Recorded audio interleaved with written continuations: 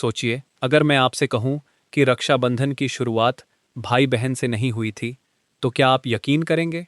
क्या सच में द्रौपदी ने श्री कृष्ण को राखी बांधी थी, या यह सिर्फ एक लोकप्रिय मान्यता है?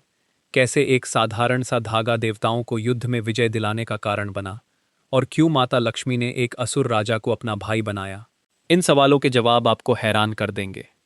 आज की इस वीडियो में हम जानेंगे रक्षाबंधन से जुड़ी 4 सबसे रहस्यमयी और पौराणिक कथाएं, जिनके पीछे छिपा है इस पवित्र पर्व का असली इतिहास और महत्व। तो चलिए, बिना किसी देरी के शुरू करते हैं। इंद्र और इंद्राणी की कथा। रक्षाबंधन का सबसे प्राचीन उल्लेख भविष्य पुराण में मिलता है। एक समय देवताओं और असुरों के बीच भयंकर युद्ध छिड़ गया। असुरों की शक्ति इतनी बढ़ गई कि देवताओं की हार निश्चित दिखाई देने लगी। देवराज इंद्र चिंतित होकर गुरु बृहस्पति के पास पहुंचे। तभी उनकी पत्नी इंद्राणी ने वैदिक मंत्रों से अभिमंत्रित एक पवित्र रक्षा सूत्र तैयार किया और श्रावण पूर्णिमा के दिन इंद्र की कलाई पर बांध दिया। कहा जाता है कि उस रक्षा सूत्र के प्रभाव, विश्वास और आशीर्वाद से इंद्र ने युद्ध में विजय प्राप्त की। यहीं से रक्षा सूत्र को विजय, सुरक्षा और शुभता का प्रतीक माना जाने लगा। श्री कृष्ण और द्रौपदी महाभारत की सबसे प्रसिद्ध कथा। जब श्री कृष्ण ने शिशुपाल का वध किया, तब सुदर्शन चक्र चलाने के दौरान उनकी उंगली से रक्त बहने लगा। यह देखकर द्रौपदी ने बिना देर किए अपनी साड़ी का एक टुकड़ा फाड़कर श्री कृष्ण की उंगली पर बांध दिया। श्री कृष्ण द्रौपदी के इस प्रेम और त्याग से अत्यंत प्रसन्न हुए। उन्होंने कहा कि इस उपकार का ऋण वे अवश्य चुकाएंगे। समय बीता। जब कौरव सभा में द्रौपदी का चीरहरण होने लगा, तब श्री कृष्ण ने उनकी लाज बचाकर अपना वचन निभाया। यही कारण है कि इस कथा को रक्षा और विश्वास का सबसे बड़ा प्रतीक माना जाता है।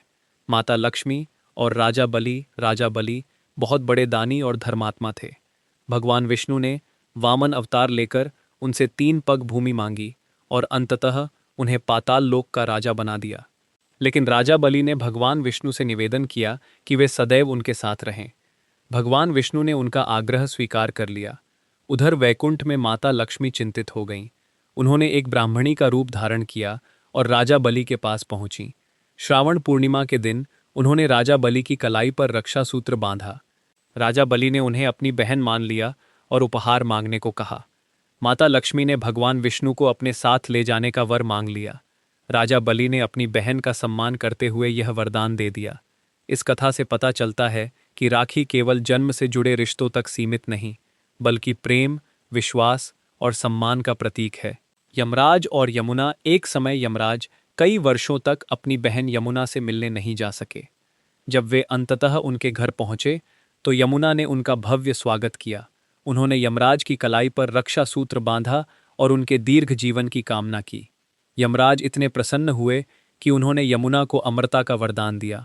साथ ही कहा, जो भाई इस दिन अपनी बहन से रक्षा सूत्र बंधवाएगा और उसकी रक्षा का संकल्प लेगा, उसे दीर्घायु और सुख प्राप्त होगा। तभी से यह परंपरा और अधिक लोकप्रिय हुई। समापन। इन सभी कथाओं में एक बात समान है।